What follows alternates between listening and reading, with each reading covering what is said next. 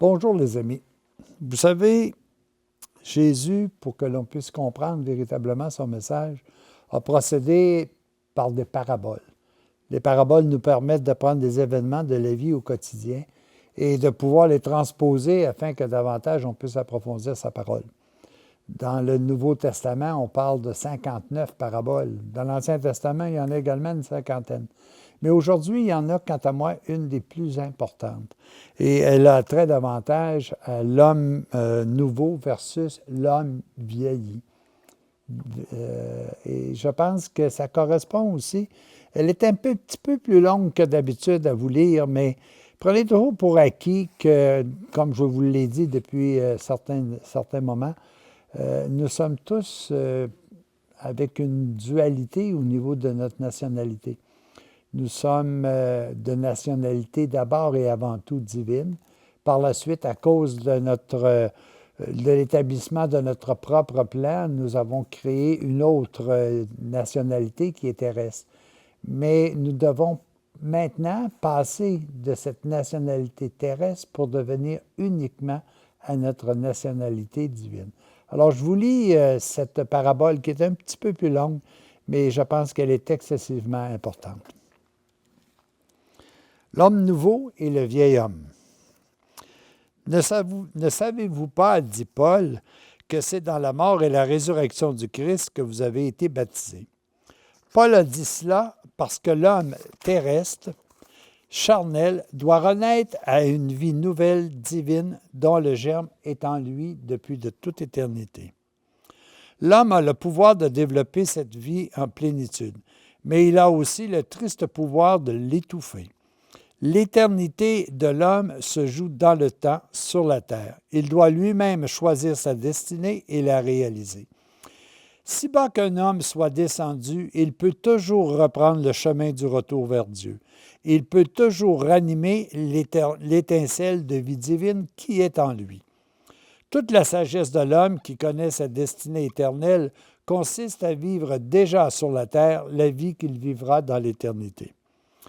Quand les instincts de l'homme l'attirent vers le bas, quand ses désirs et ses appétits sont inclinés vers la matière, l'étincelle divine qui est en lui se couvre d'une atmosphère de plus en plus opaque et sombre. C'est un peu comme le smog qui passe devant le soleil. Le soleil existe toujours, mais le smog nous empêche d'en voir ses effets. C'est comme une vitre également qui, devenant toujours plus opaque et plus souillée, empêcherait la lumière du soleil d'entrer. C'est aussi comme la lumière qu'on immergerait dans un liquide de plus en plus opaque et qui diminuerait progressivement d'intensité, finirait par être invisible. De la même manière, la lumière divine dans l'âme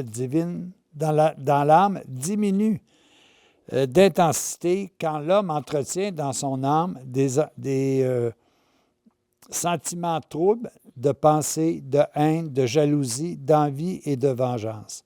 Au contraire, elle va en s'intensifiant quand l'homme entretient dans son âme des pensées bonnes et élevées. Le corps, de son côté, reçoit sa vie de l'âme et il est directement influencé par elle. Les mauvaises pensées conduisent aux actes mauvais, comme les bonnes pensées conduisent aux bonnes actions. On récolte toujours ce que l'on sème. Le vieil homme dont vous devez vous dépouiller, ce sont les pensées fausses, les vices et les mauvaises habitudes qui empêchent la vie divine de se développer. Les mauvaises habitudes sont comme les ronces et les épines qui étouffent le bon grain et l'empêchent de croître. Il faut sarcler dans l'âme pour permettre le développement de la vie exactement comme on le fait pour les plantes. Et si l'homme met tant de soin pour cultiver un beau jardin, pourquoi ne cultive-t-il pas en son âme les plantes merveilleuses des vertus qui n'attendent que de bons soins pour se développer? Et si l'homme prend tant de précautions et met tant d'attention pour bien cultiver des fleurs qui ne durent que quelques jours, pourquoi ne cultive-t-il pas, avec 100 fois plus de soin, les fleurs des vertus dont la durée est éternelle? Le vieil homme dont le chrétien doit aussi se développer, ce sont aussi les vieilles habitudes qui ne sont pas mauvaises, mais qui sont inutiles et désuètes. Jadis, les pharisiens étaient tellement attachés à leurs vieilles habitudes, à leurs traditions souvent millénaires, qu'ils en étaient arrivés à les faire passer avant la parole de Dieu. Aujourd'hui, à mesure que l'homme évolue, il faut que son être humain et spirituel s'exprime d'une façon appropriée à son évolution. On ne parle pas aux enfants comme aux adultes et on ne leur donne pas la même nourriture. L'humanité a besoin d'exprimer différemment à chaque époque ses connaissances et sa foi. Votre conception du monde a changé et vous en parlez différemment. La terre n'est plus pour vous de forme plate comme une table, et elle n'est plus pour vous le centre de l'univers. Les traditions des pharisiens étaient pour eux le centre de leur vie, et pourtant ces traditions si vénérées vous semblent à vous désuètes et même ridicules. Personne d'entre vous ne songe à offrir à Dieu des sacrifices sanglants pour l'apaiser. Vous savez maintenant que Dieu ne se met jamais en colère. Vos formes de pensée se purifient progressivement et leur expression également. Viendra un jour où les pensées de l'homme seront encore plus spirituelles et où il comprendra qu'il est vraiment le temple de Dieu. Ce sera le temps où ce ne sera pas à Jérusalem ni sur le mont Garizim qu'il faudra adorer Dieu, mais où les hommes l'adoreront en tout lieu, en esprit et en vérité, et ce jour est arrivé. Pour entrer dans le royaume de la vie, l'homme doit passer par le royaume de la mort. Il doit renoncer aux pensées fausses, aux vices et aux passions, renoncer à ses vues personnelles pour adhérer au plan de Dieu sur lui et sur la création. C'est ainsi qu'il abordera le royaume de la mort, le royaume du péché, le royaume du rejet volontaire de la pensée divine et des plans divins. La conséquence et le salaire du péché, c'est la mort, car en dehors de Dieu, il n'y a que néant, vide et ténèbres.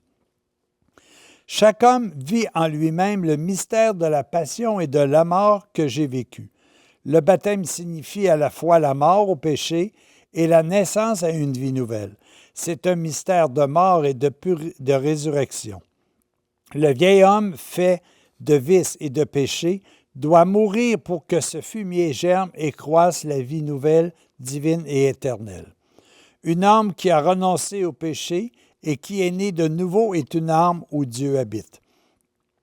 S'il vous était donné de contempler une âme où s'épanouit la vie divine et où habite l'Éternel, vous auriez une vision semblable à celle que Pierre, Jacques et Jean contemplèrent sur le mont Tabor, quand je me suis transfiguré en leur présence. Vous comprendrez alors tout le mystère de la passion ignominieuse que j'ai acceptée, le mystère de la mort sur la croix que j'ai subi à votre place pour vous éviter la mort éternelle. Vous comprendriez aussi le mystère de ma résurrection glorieuse et pourquoi il faut passer par la mort pour aboutir à la résurrection. Le chemin que j'ai suivi pour vous arracher à la mort est celui qu'il vous faut suivre vous aussi pour atteindre la gloire. Celui-là seul qui renaît de l'eau et de l'esprit entrera au royaume de la vie. Alors, c'est intéressant de voir ici que nous avons tous un processus à lequel nous avons été initiés depuis toute éternité. Nous sommes d'abord et avant tout de nature divine. Nous avons quitté ce plan pour réaliser le nôtre et nous sommes tombés dans un processus terrestre, un processus de nationalité terrestre. Mais nous devons aujourd'hui mourir à cette nationalité terrestre pour pouvoir rejoindre ce que nous sommes de toute éternité divin. Ce vieil homme, cette nationalité terrestre, doit être mise à mort, si je peux dire, pour que nous puissions refaire de nos pensées des bonnes pensées, que nous puissions avoir des actes d'amour, de telle sorte que revive en nous de plus en plus la nature qui nous habite. Alors, dans le fond, cette parabole que je vous invite à revoir constamment vous amène à un seul et unique but.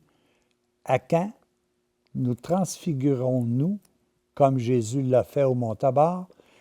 À quand accepterons-nous de vivre cette passion, d'éliminer de nous tout ce qui n'est pas divin, pour ressusciter à ce que nous sommes véritablement, la vie divine, Dieu en nous. À tous et à chacun, bon processus, bonne passion.